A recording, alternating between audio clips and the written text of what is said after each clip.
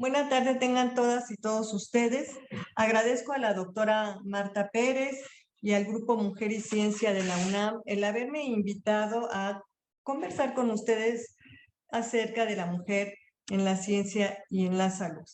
He preparado algún material que espero que les sea de utilidad y que lo puedan igualmente disfrutar de alguna manera. Como dijo Simone de Beauvoir, no pretendo que las mujeres tengan poder sobre los hombres, sino poder sobre sí mismas. Vamos a hablar de la equidad de género en salud, educación e investigación. Como igual saben, la equidad de género se refiere a las acciones realizadas a evitar la exclusión y discriminación contra las personas debido a su identidad de género. Por supuesto, son innecesarias, evitables e injustas. De ahí se deriva el sesgo de género, que es un planteamiento erróneo de igualdad o diferencia entre hombres y mujeres en su naturaleza, sus comportamientos y o sus razonamientos, el cual va a generar una conducta desigual en los servicios sanitarios, que es parte de lo que nos vamos a referir, en la investigación y que va a ser discriminatoria de un sexo respecto al otro.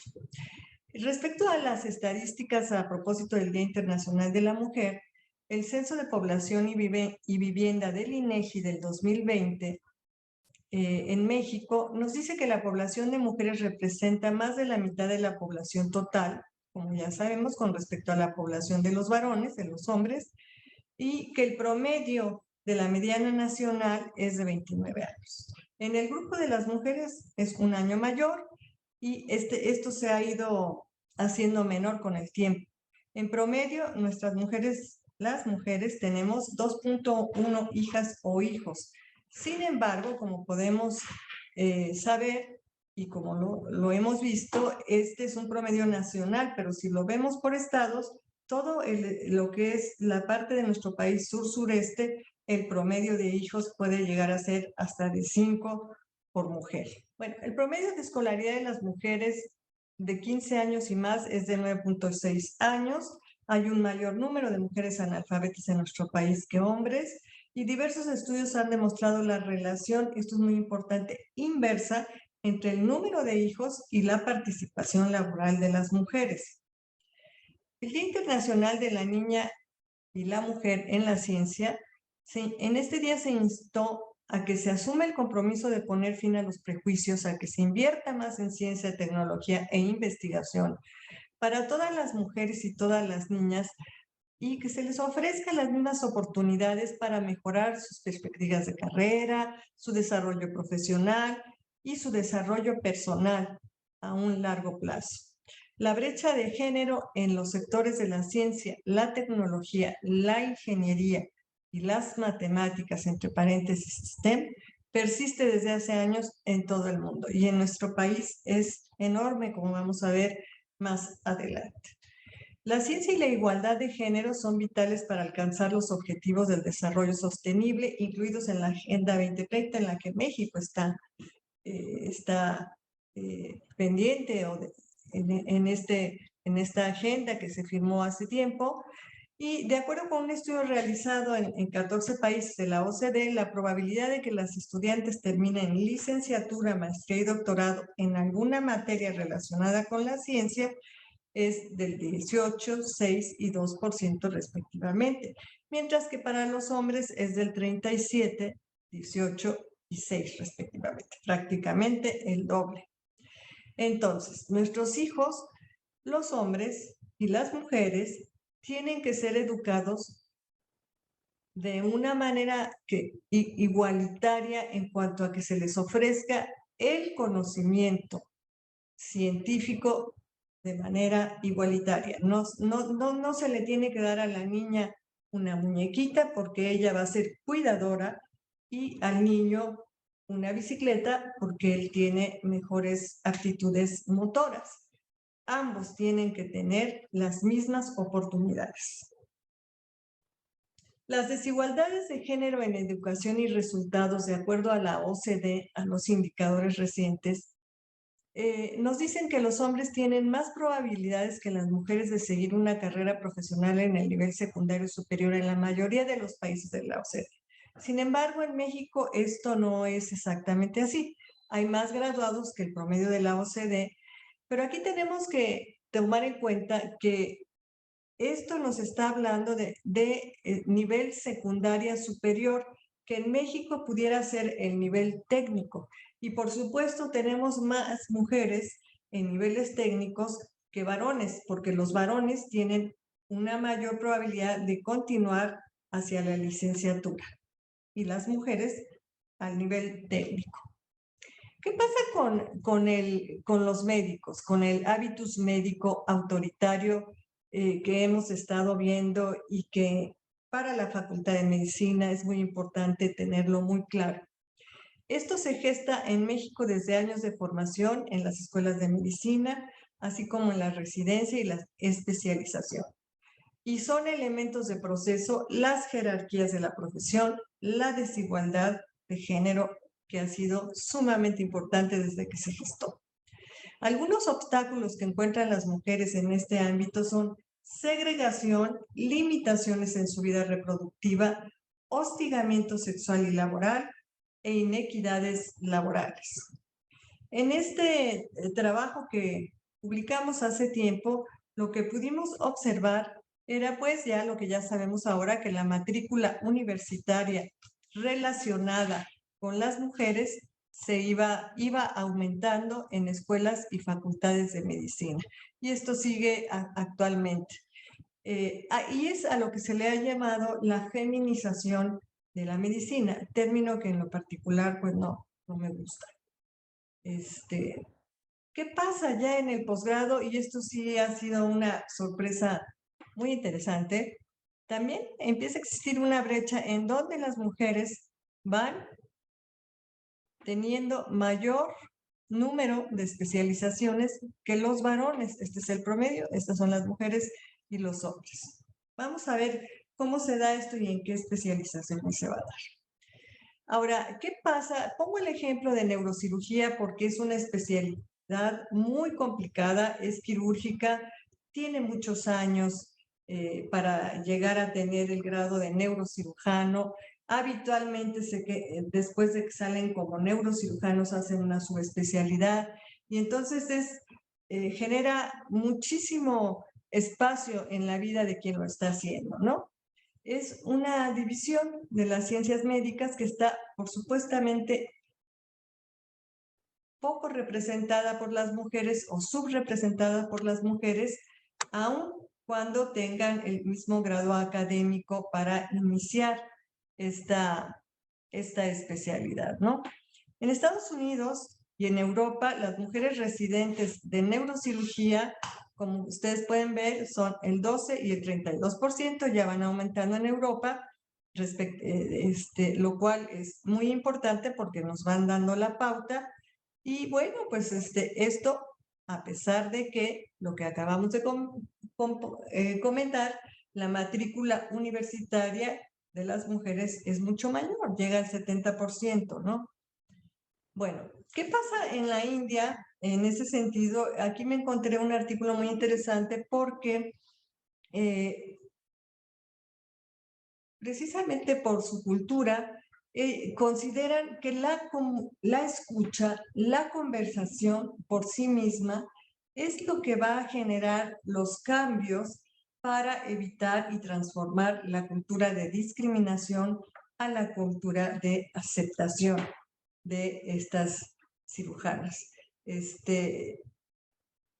parte, me parece a mí, de la estrategia que se tiene que llevar en la actualidad en todo el mundo. En el Instituto Nacional de Neurología y Neurocirugía, pues se tardaron, hubo una primera neurocirujana y tuvieron que pasar 19 años para que se graduara la segunda. Ella, la segunda neurocirujana, incluso fue jefa de residentes y durante su estancia refiere haber tenido dificultad en el plano de relaciones interpersonales, laborales y sociales con sus compañeros, sobre todo de el ámbito de neurocirugía al ser jefa de residentes, no tanto de las otras áreas, ¿no? Así ha ido evolucionando, llegamos a tener el 16% de residentes mujeres, pero actualmente bajó al 10%. Esto pues seguramente va a ir fluctuando, pero se debe de llevar la estrategia que en su momento se hizo para decirles que esta especialidad, así como muchas otras especialidades quirúrgicas, está abierta para que también las mujeres puedan disfrutar de ellas si es lo que quieren hacer en su vida o que sea lo más satisfactorio para ellas. En otro ámbito, en el Consejo Nacional de Neurología, por ejemplo, que es una especialidad totalmente médica, mucho más, supone que es más aceptada para las mujeres. Sin embargo, ustedes ven, actualmente hay un 72% que tienen su Consejo Mexicano de Neurología actualizado, su certificado, y solo el 28% de las mujeres. No entiendo por qué pasa esto, porque para muchos, sobre todo, bueno, los hombres dan más consulta privada que las mujeres, y para hacerlo tienen que tener actualizada la certificación del Consejo. Esto pudiera ser una de las explicaciones, pero me parece que habría que abundar en qué es lo que está pasando. ¿Qué pasa con la inserción de las mujeres en la ciencia? Bueno, ya antes hablábamos de la proporción del 50% en la educación superior. Actualmente ya sabemos que esto puede llegar por lo menos en las ciencias de la vida y de la salud, hasta el 70%. Y lo que yo les había comentado de la presencia femenina. Sin embargo, en el ámbito de la investigación científica, las mujeres representaban cuando hace algunos años el 30% y actualmente el 38%, se acercan al 40%. Me parece que vamos avanzando, pero aún no es suficiente. Y responde en gran medida a las condiciones estructurales en las que aún prevalece la dificultad de las mujeres para acceder a territorios de mayor jerarquía que han sido predominantemente masculinos.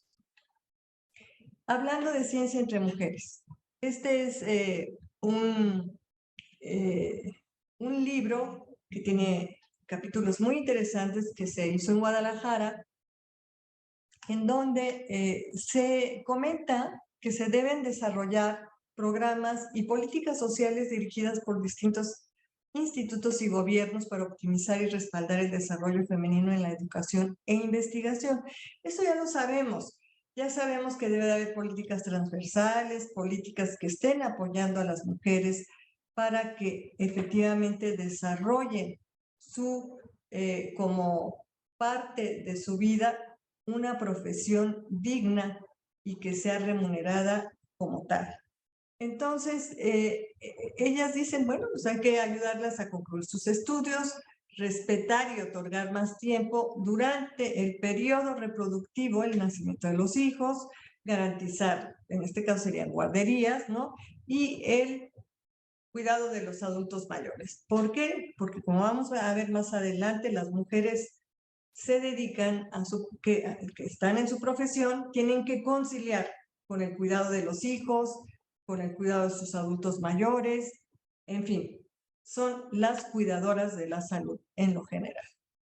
Esta situación me llamó mucho la atención, he estado tratando de actualizarla, parece que se está abordando, porque en Estados Unidos se encontró que las mujeres de las universidades públicas ganaban menos que los varones. Este estudio fue realizado por la Universidad de Harvard y se hizo en el Massachusetts General Hospital, en donde nosotros sabemos que la formación es más libre, etcétera, pero este es el número importante que ellos vieron como muestra, y pues efectivamente las mujeres médicos ganan 69 centavos de dólar con respecto a los varones que ganan el dólar completo. Después de haber controlado variables y factores como la edad, el rango, el tipo de participación, los años de residencia, las publicaciones, etcétera, y haberlos visto que estaban iguales, se veían ganando menos. Esta es la figura, me parece que está un poquito borrosa, pero estas son las mujeres como venían ganando menos y los varones hasta el 2015. En algunas especialidades, como la cirugía ortopédica, la brecha era mucho mayor. Los hombres ganaban mucho más que las mujeres. Y también, por ejemplo, aquí nos hablan de los oncólogos, y no puede ser que esto suceda actualmente, ni nunca no tendría por qué ser si todos tienen el mismo grado de estudios, el mismo tiempo de trabajo, etc. También este estudio encontró que los profesores de tiempo completo de las mujeres ganaban menos que los profesores de tiempo completo, y también los profesores asociados tenían esta brecha. Esta gráfica es para explicar un poquito qué especialidades son las que eligen más las mujeres. Y, por ejemplo, aquí les puse la pediatría, la medicina familiar, la psiquiatría, la obstetricia, la dermatología, y menos, por ejemplo, la cirugía torácica o la cirugía ortopédica. Este es lo que ganan. Acá en esta columna podemos ver lo que ganan los hombres y las mujeres. Entonces estamos viendo que aquí en pediatría hay más mujeres y sin embargo ganan menos. O en ginecología y obstetricia, los hombres ganan más que las mujeres, aún cuando hay más mujeres en ese sitio.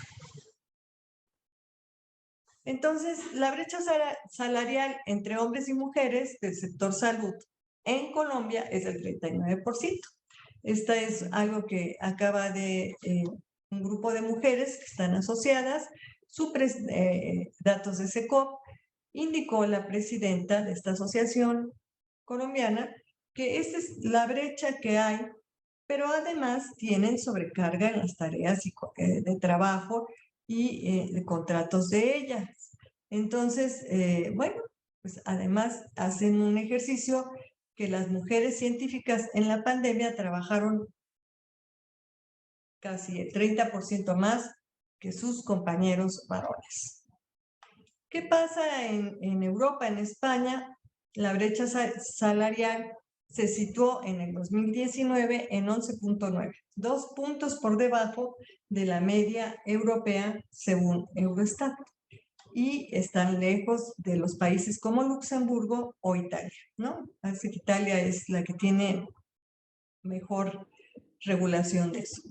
La brecha española se amplía con la edad, y eso parece algo pues muy desagradable. Alcanza hasta el 34.3% entre los mayores de 65 años y es la más alta de la Unión Europea. Entonces, bueno, pues yo ya me empecé a preocupar porque a lo mejor voy a ganar menos también.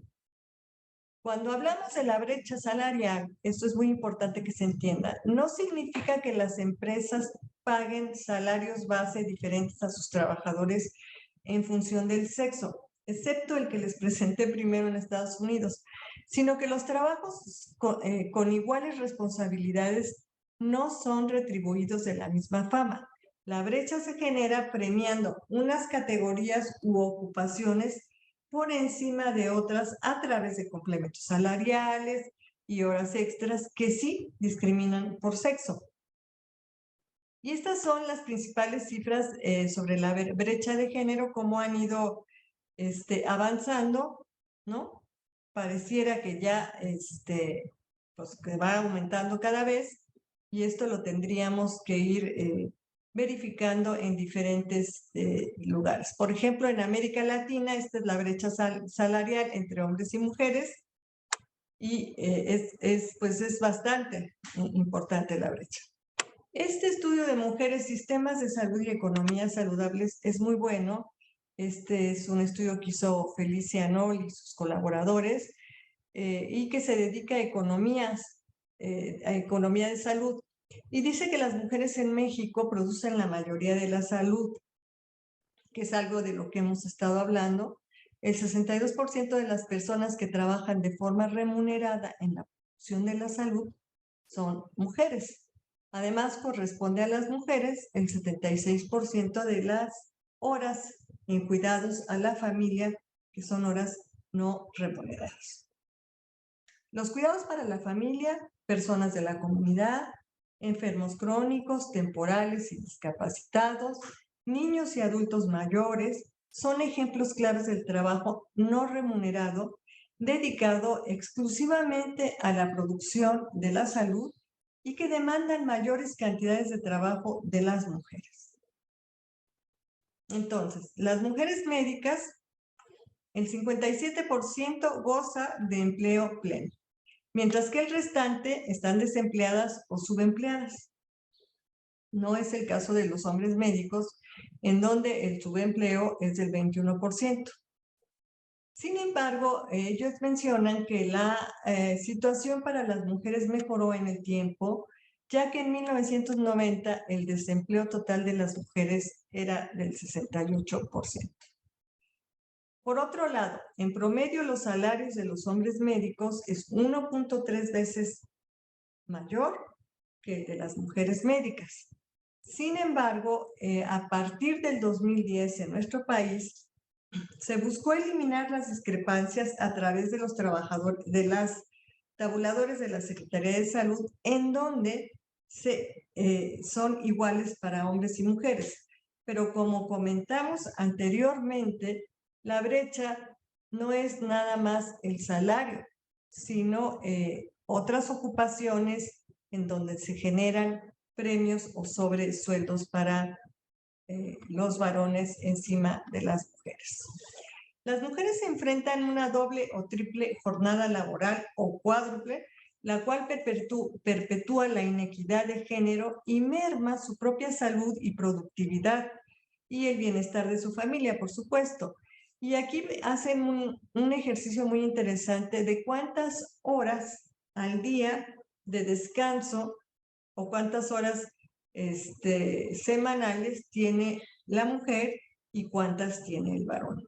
Y aparentemente las mujeres tenemos 5.3 horas al día de descanso, mientras que los hombres tienen 10 horas libres para el descanso y la relajación durante el día.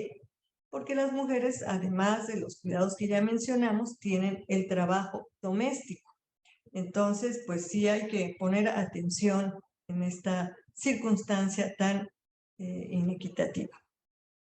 Otra vez, las políticas de cuidado entonces son una pieza clave para la producción de la salud y para el desarrollo humano, social y económico. Entonces se requieren esfuerzos transversales que abarquen al sector público, al sector privado, para empujar políticas transformativas en materia de género y salud con un enfoque en la equidad y en la cobertura universal. Este es el informe México, Mujeres, Sistemas de Salud y Economías Saludables, del que les acabo de comentar. Bueno, en sus roles duales, como ya dijimos, pueden ser más, las mujeres pertenecen al sistema de salud porque son cuidadoras y proveedoras de salud. Entonces, están afectadas por discriminación de género, hay mayor pobreza en las mujeres y por otras muchas variables y dimensiones de inequidad para las cuales tenemos que trabajar, porque de otra manera no puede haber un desarrollo sustentable en el mundo. En este libro de la Academia Nacional de Medicina, en donde debo decirles que las mujeres están subrepresentadas absolutamente, han variado entre el 10%, el 15%, el 17%, a lo más que se han llegado, aunque ahora en los últimos años, digamos, se está divulgando más para que ellas intenten ingresar, porque es muy importante que haya equidad en la Academia Nacional de Medicina, que es un órgano consultor del gobierno federal. Pero en este libro, que lo realizamos por las mujeres, recomendamos un abordaje integral que va más allá de las concepciones de salud materna, salud sexual y reproductiva de la mujer, que es lo que siempre está presente, ¿no? Sino adoptar un concepto más amplio de salud y mujer, que reconozca las aportaciones de las mujeres al desarrollo y la importancia de su participación en las actividades de salud. ¿Qué pasa en la investigación? Aquí estamos viendo, esta es una gráfica del Sistema Nacional de Investigadores del 2020. Los hombres se llevan la mayor parte, el 62%, y las mujeres el 38%. Pero a mí me da gusto porque ya va llegando al 40%. La primera vez que empecé a investigar esto era el 30%. Sin embargo, cuando se ve la tabla por grados, es decir, el SNI 1, el SNI 2, el SNI 3, entre más se va aumentando en grado, más grande se hace la brecha. Las mujeres se quedan más en el SNI 1 y los hombres siguen avanzando a los otros grados. Esto también es muy importante porque aquí se deben de tener políticas quizá como las que ya hay, incluso aquí en la universidad, no sé si sean, en donde se les da un tiempo de evaluación mayor si las mujeres están en su periodo reproductivo, por ejemplo, y entonces se pueden llevar políticas más equitativas. Bueno, se habla también de estas diferencias por el cerebro masculino y el cerebro femenino. Eso lo aprendimos todos, los que somos médicos y los biólogos, antropólogos, etcétera, ¿no? Se habla justo del cerebro masculino como una mayor conexión entre las partes de los hemisferios frontales hacia los hemisferios temporales, parietales y occipitales, lo cual les podría dar una mejor visión visoespacial, sí, está bien dicho, y mayor control motor. Entonces, por eso es que a los hombres se les dan carros desde manera temprana para jugar con ellos, porque supuestamente van a manejar mejor que las mujeres. ¿Y qué pasa con las mujeres? Las mujeres tenemos mucho más conexiones entre ambos hemisferios. Y es muy interesante este conectoma porque se están haciendo estudios biológicos de cómo se van trazando. ¿Qué significaría esto? Pues que las mujeres tenemos más habilidades verbales y más habilidades intuitivas, y por eso se nos dan otros roles, y por eso, como dije, pues nos dan muñecas y así, ¿no?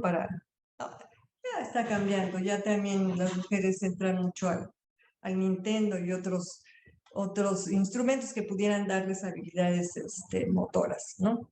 Sin embargo, hay teorías e hipótesis que dicen que esto se ha ido formando por un constructo social, por los roles que se les ha generado a las mujeres tradicionalmente. Y entonces volvemos aquí a las mujeres italianas neurocirujanas, en donde ellas dicen que las diferencias que distinguen el cerebro, el funcionamiento del cerebro y la conducta, pues ayuda a las mujeres, porque dice que las mujeres son más cautelosas, cuidan más los detalles que los varones, hacen más grupo de trabajo y más investigación que su contraparte, o sea, los varones, y tienen grandes aptitudes también médicas y quirúrgicas. Entonces, este artículo, si lo pueden leer, es muy bueno en ese sentido, ¿no? Otra vez vemos aquí, pues, otra toma de otra ilustración de los cerebros de los hombres, que otra vez los vemos conectados entre sus propios lóbulos, ¿no? Aquí. Y a las mujeres entre ambos lóbulos. Digamos aquí entre los lóbulos frontales, parietales, temporales, occipitales, y aquí entre ambos cerebros, digamos, el cerebro derecho, el cerebro izquierdo. Bueno, y es tiempo de ver nuevamente, de reconocer, de rebobinar el asunto de las mujeres en la ciencia, de hacer un ajuste, ¿no? Ya es un imperativo moral y es un imperativo necesario hacerlo. En las ciencias médicas y en las ciencias de la vida, que ya sabemos que las mujeres ocupan el 70% de estas áreas, están muy subrepresentadas en los niveles mayores. Por ejemplo, en Estados Unidos, las mujeres están representadas en el 45% como asistentes de profesor en las áreas clínicas. Y solamente el 35% son profesoras asociadas y solamente el 22% son profesoras de tiempo completo. En Europa existe una situación similar.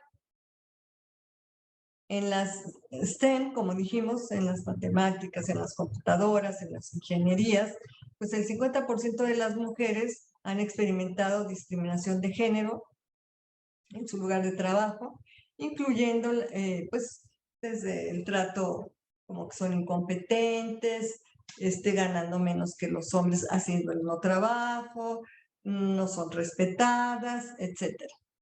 Esta es una gráfica en donde podemos ver cómo las mujeres se dedican más a la salud, a las ciencias de la vida, menos a las matemáticas, pero se van acercando un poco acá, menos en las ciencias físicas, en la computación y en las ingenierías.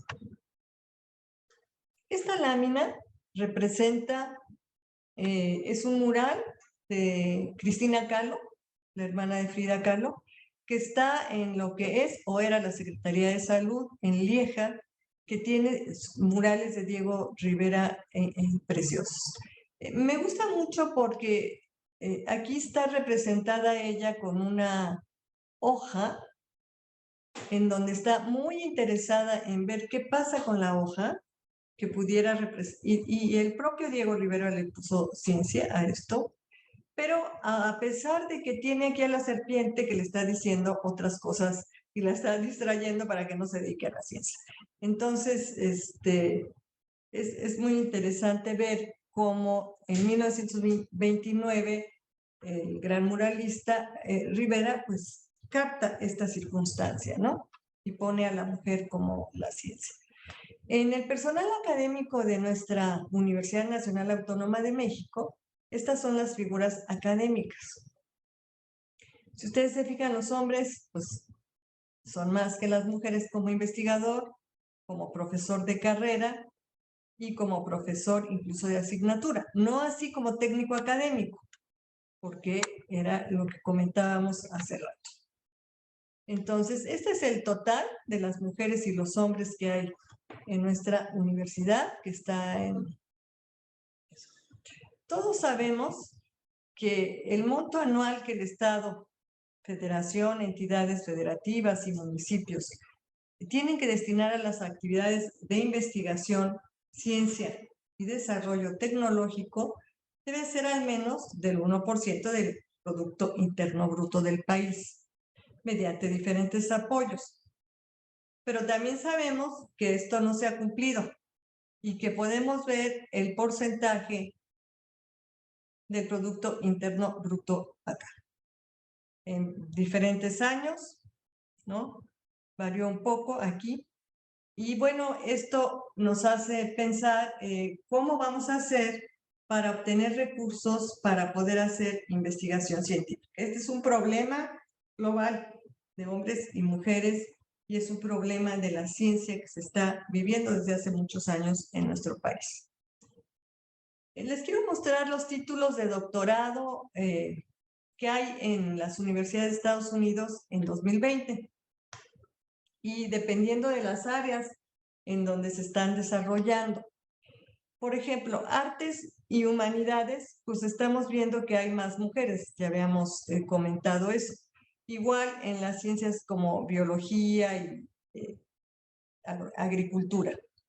Sin embargo, es menos en los negocios, en educación somos más mujeres, son más mujeres, en las ingenierías son mucho menos mujeres, en las ciencias médicas son mucho más mujeres, en las matemáticas, vean ustedes, y en la computación mucho menos, así como en la física, en la administración pública son más, y en las ciencias sociales son más. Ese es en el grado de doctorado, esta es en el grado de maestría, pero es, pues digamos que muy semejante, ¿no? Estamos viendo otra vez las artes y las humanidades, la administración, las ingenierías en donde están subrepresentadas. Y bueno, este es el total que ellos hacen de graduados por género y campo para todas las escuelas de posgrado en los Estados Unidos, que no varía de lo que ya comenté previamente. Las mujeres en las universidades de Iberoamérica, la búsqueda de la necesaria conciliación trabajo-familia. Este es un tema muy importante con el que me he estado encontrando y es la conciliación de la vida laboral con la vida familiar, los conceptos, las implicaciones que tiene. Cuando a mí me entrevistan, siempre me preguntan que cómo hago o cómo hice para poder tener una carrera profesional, para poder haber llegado a ser directora de un Instituto Nacional de Salud, presidenta de la Academia Nacional de Medicina.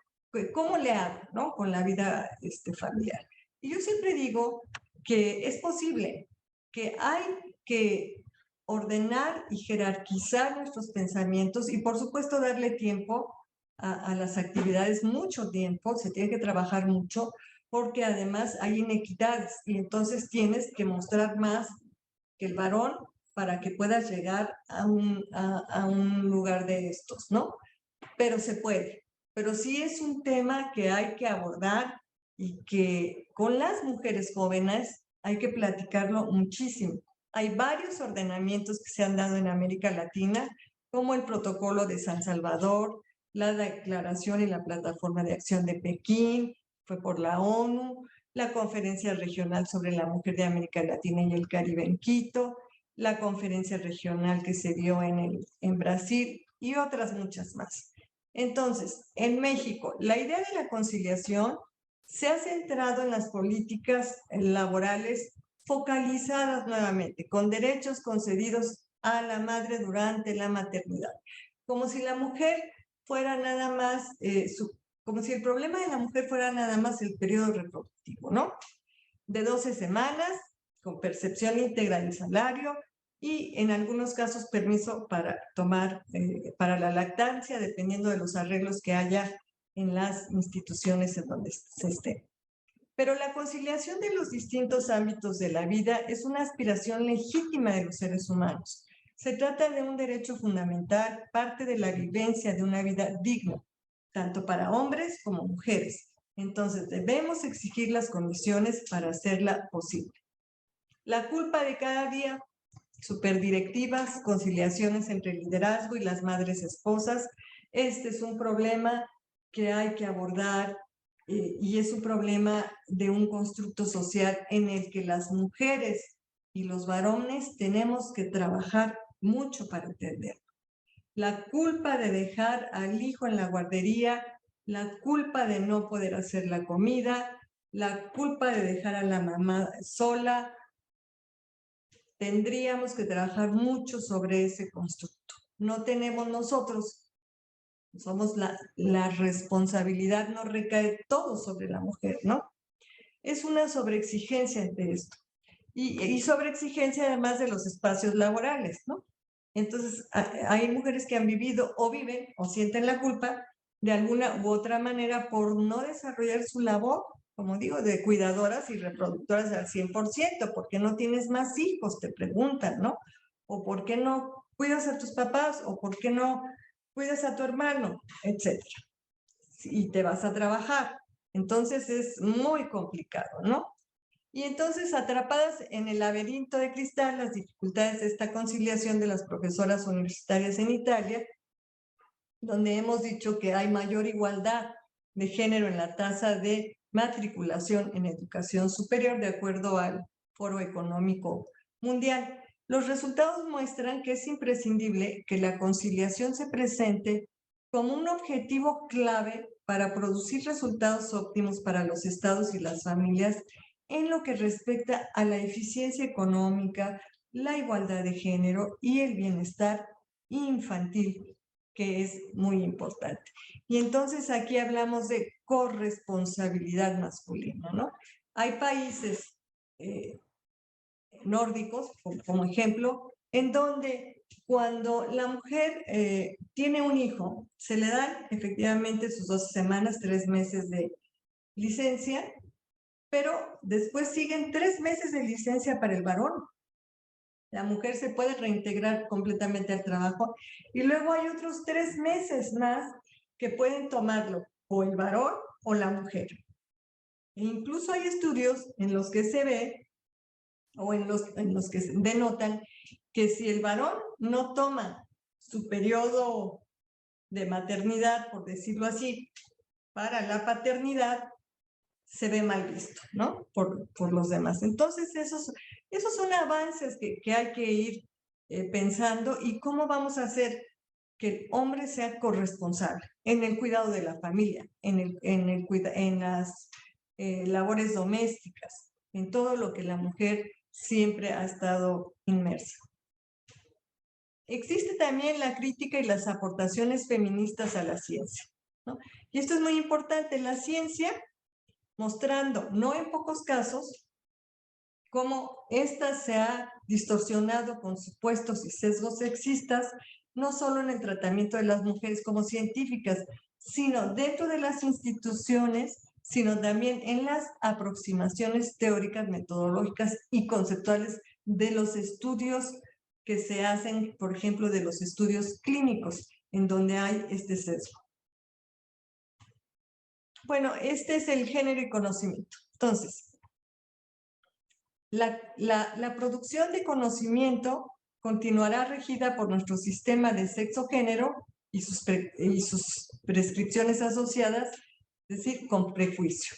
Entonces, cuando uno hace ciencia, tiene uno que estar muy atenta en la medida en que no probablemente que lo femenino existe en tanto un constructo normativo para respaldar los privilegios del varón cis heterosexual, y no podremos hacer estallar las categorías que le den existencia y en consecuencia la producción de conocimiento continuaría regida, como dije, por este sistema de sexo-género. Este ejemplo me gusta mucho porque Japón es un país que, pues, lo vemos grande, es una economía extraordinaria, es una población sumamente trabajadora, y sin embargo, no han avanzado, como podemos ver aquí, en la brecha entre los estudios entre hombres y mujeres y mucho menos entre los puestos de toma de decisiones de hombres y mujeres, en lo general.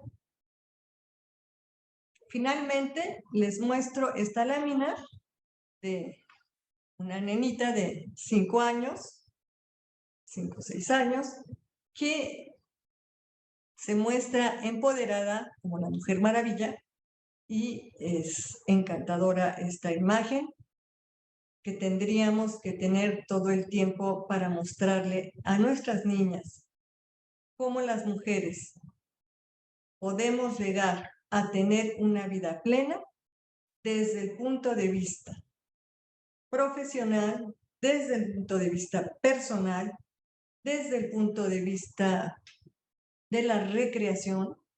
Podemos leer, podemos ir al cine, podemos ir a bailar, podemos ir al teatro, podemos ir podemos viajar, podemos tener hijos y podemos tener una carrera profesional digna. Hay que luchar, hay que hacerlo, pero quien lo quiera hacer en el ámbito que lo quieran hacer, es posible.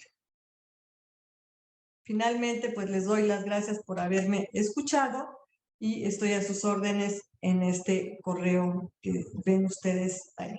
Muchas gracias.